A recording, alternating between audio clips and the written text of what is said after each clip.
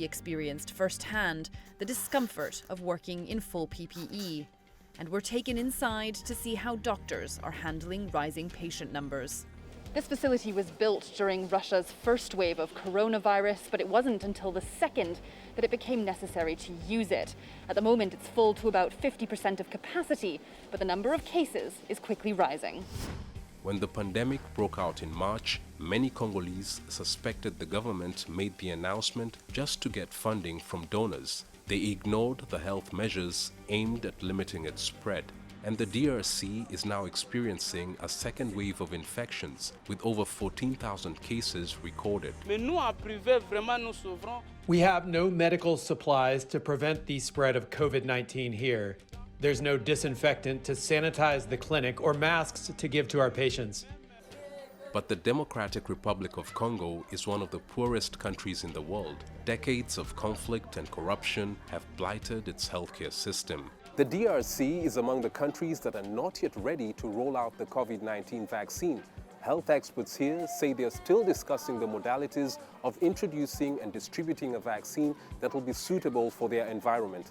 On the front line of the world's largest and deadliest COVID-19 outbreak, India's doctors and nurses have been pushed past breaking point, forced to fight an overwhelming surge in cases with limited medical resources. We had to make difficult decisions every day. Who gets to live and who dies? Who do we give the limited but life-saving oxygen to?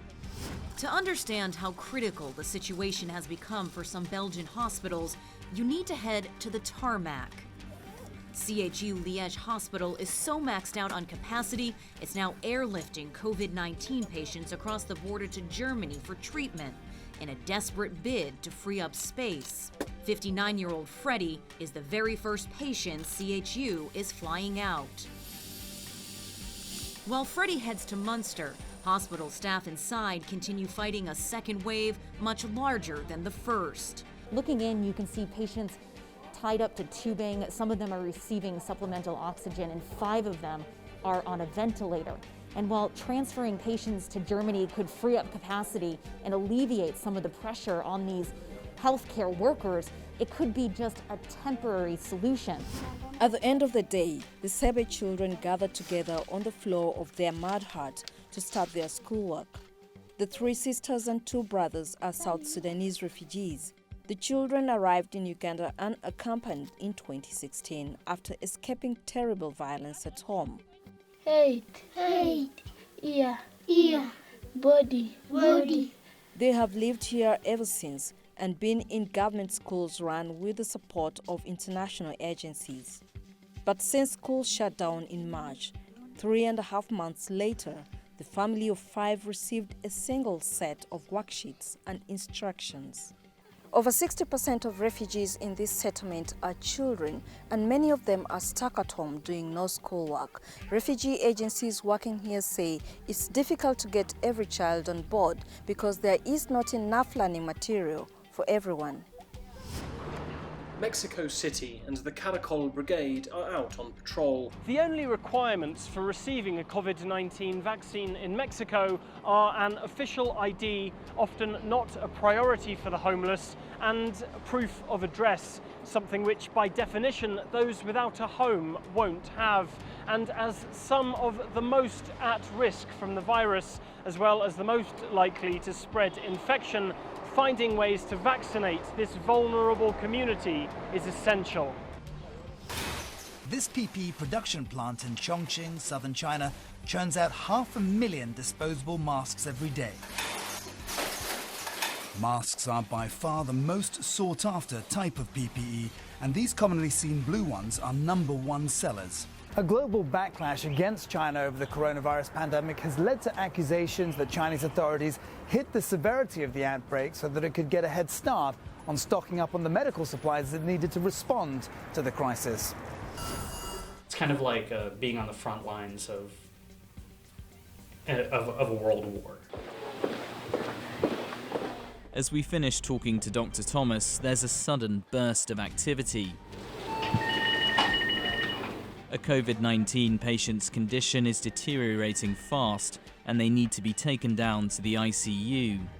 We're now in the intensive care unit in the hospital, and this door being closed means that this is a patient who's being treated for COVID-19. It's the same story with this room here. This is another coronavirus patient, but of course in this hospital... Exactly 2 weeks' time, and inside the building, protesters managed to break their way in, smashing doors, smashing windows, making their way all the way into the Senate chamber. Asia, it is absolute horror. 51 people are still unaccounted for.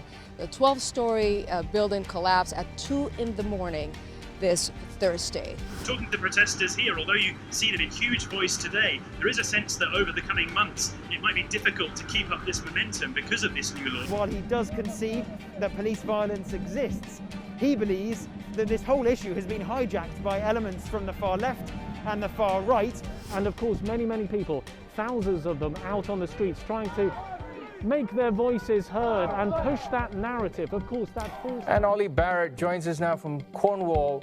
Ollie, what exactly will the G7 communique really amount to in terms of concrete action on the issues raised against China particularly?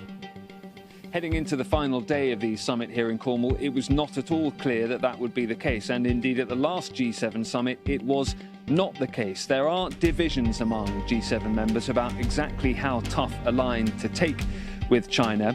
But at the US insistence, China was mentioned in the final communique, called out. Well, the two countries that you're talking about, Asiye, are Russia and China. Moscow, the one described as a threat after we saw this increased aggression in eastern Ukraine. Yeah, a big announcement from Japanese Prime Minister Shinzo Abe today, saying that he's going to be stepping down due to his chronic health issues. Here in this densely populated district of the Kowloon Peninsula of Hong Kong, there are many police cordons like the one that you can see behind me. Remember, in February, we started to see investors get spooked then because they were worried that some of this asset purchasing and some of the stimulus money would be pulled back quite quickly. Robert, unfortunately, it has just hit half time, so you can hear a bit of the atmosphere behind us of 67,000 people crammed into Pushkash Stadium. International observers who monitor the economy in North Korea, they are saying that they've witnessed unprecedented price rises in staples like rice and corn. Gave away checks of $1.5 million to 10 vaccinated Californians. The stakes are higher than ever before. A deeply divided nation in the midst of a pandemic. Who will Americans choose as their next leader? Election shows require a very big team. We've got a sizable one on standby for you this evening. We are, of course, with the main candidates. Kate Fisher is watching Donald Trump. He is in Washington, D.C. at the White House. And Nick Harper is tracking Joe Biden. He's in his home of Wilmington, Delaware, watching the results come in. Well, Sarah Walton, she's going to be joining us from Tallahassee in that crucial state of Florida. And here in D.C., Jagruti Dave is tracking the key congressional races, including Senate showdown. But first, the two men at the center of it all.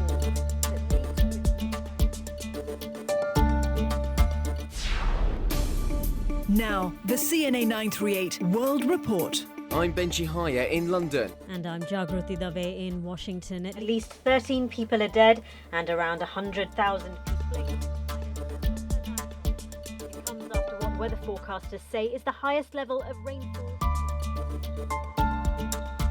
following massive floods that have swept across the region. Our Beijing correspondent Patrick Scott.